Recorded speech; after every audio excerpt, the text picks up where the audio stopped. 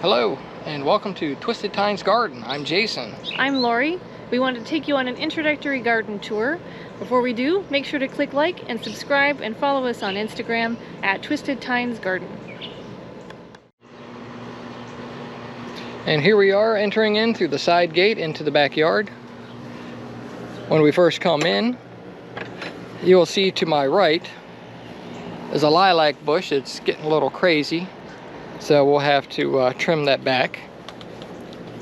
And then when we come in on the left, you can see what we like to refer to as rosebush row.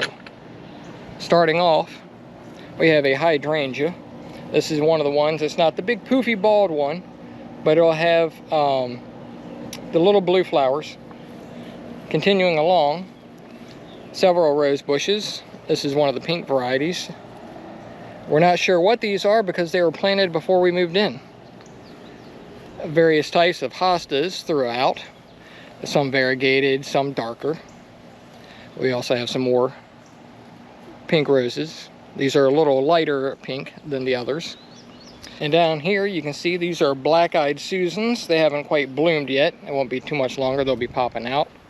Here's a darker pink, kind of like the first ones you saw. Once again, we don't know what variety these are. They were here when we moved in. As well, more hostas. You'll see lots of those around the yard here. Some more pinks. You can see this coming in shortly. Some of these actually come out with a little bit of a red color to them, which is really interesting how the varieties mixed. Coming down, we got some more black-eyed Susans. This one is a yellow rose, but this one obviously is bloomed out already. The neighbor, which you may have seen, has the yellow ones just like that. Also here you see, which is not shown its colors yet, this is a burning bush. I have to trim him back in a bit too. More hostas. I got various varieties, some large, some small. Various colors, as you can see here. There's some darker ones. And then this big guy right here is a forsythia bush. It is already bloomed out. We're well past its blooming period. I'm gonna have to trim him back here shortly as well. And coming along the back of the fence, you can see once again more hostas. It's one of the variegated varieties that we have. This whole area here we've recently cleared out. The game plan for this portion is we want to put in some sunflowers and some gladiolas and other tall flowers. We haven't figured exactly what all we're going to put in here as of yet, but that's the start. Then we'll continue along, and then you can see here the large silage tarp. This is approximately a 12-foot by 32-foot tarp, trying to kill off all the grass and weeds and whatnot to prep this area for a raised garden bed. That will be built hopefully before fall hits, and we'll be able to get the fall garden going. Coming along, some more areas here. We need to get another tarp to get this covered up.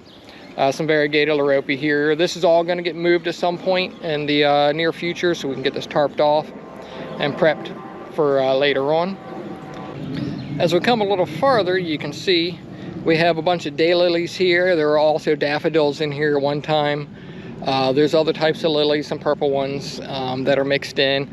This is all going to get cleared out. Maybe some of them will stay. I haven't 100% decided on that yet, but we'll see. This area back here, coming around the corner up to the fence in the back section here, which still needs to be tarped off as well, is all going to be a wildflower garden. We'll be working on that hopefully this fall as well. And then continuing along on the side fence here, you can see we've already prepped this area as well. This is a very shaded area throughout the day, so we'll have to figure out some shaded plants to come through here. There's a couple of things that were already here from the previous owners.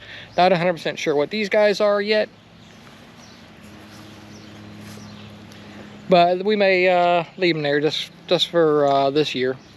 And then back up here in the back corner, you can see it's a little bit of a mess. It's kind of the catch-all at this point. The game plan for this area is we're actually going to turn this into a water feature area. We're looking at taking the stones that are making up the wall here and using that to build the fountain area, and then maybe a little pond in the bottom. And then we're going to take and replace the stone wall with a block wall to shore that up a little bit better, because right now it's all kind of tilting in. And if we go up into the yard some more, you can see there's some decorative grass here.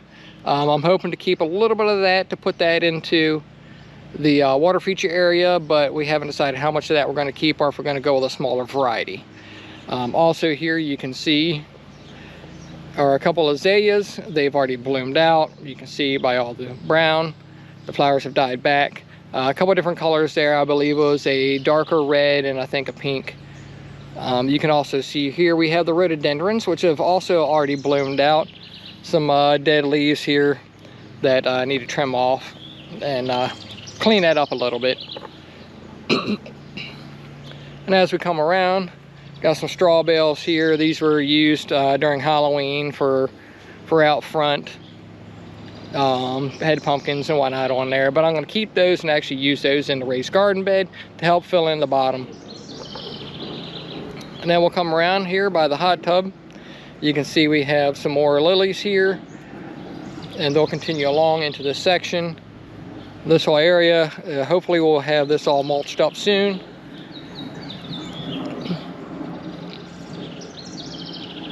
Come back around here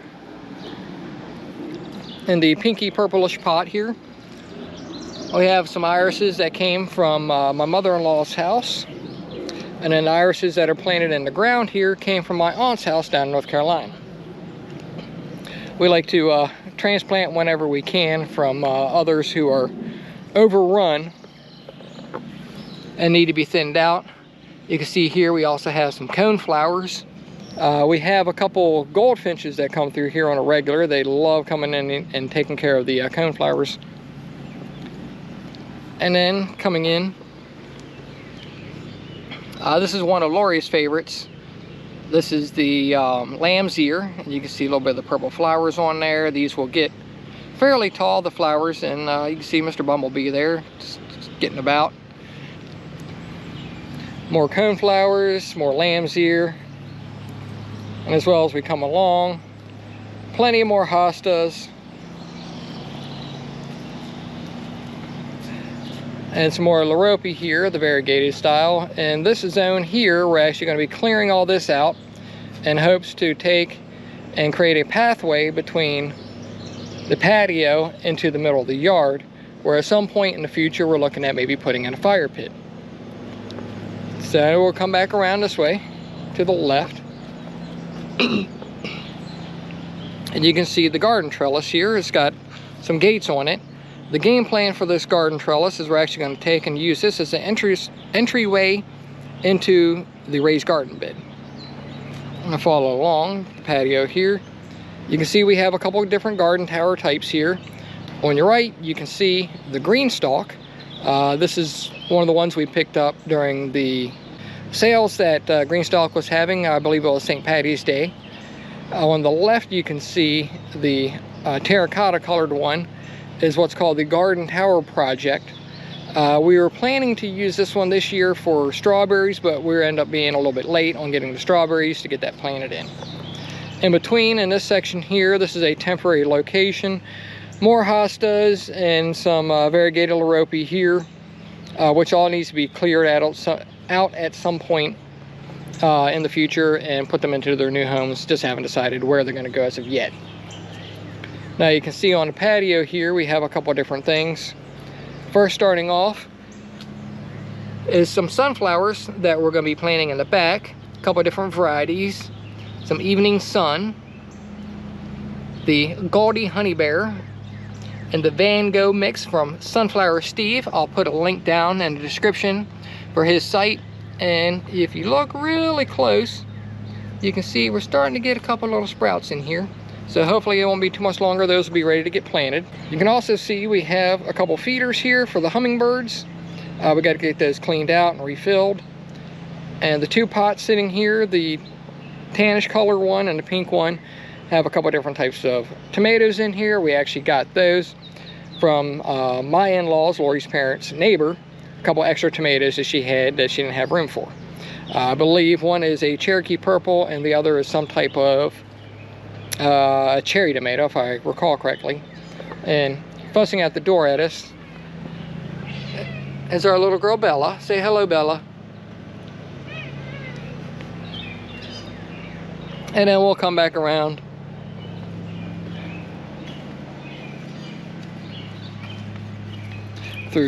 past the gate and around the corner, and we're back at the side gate.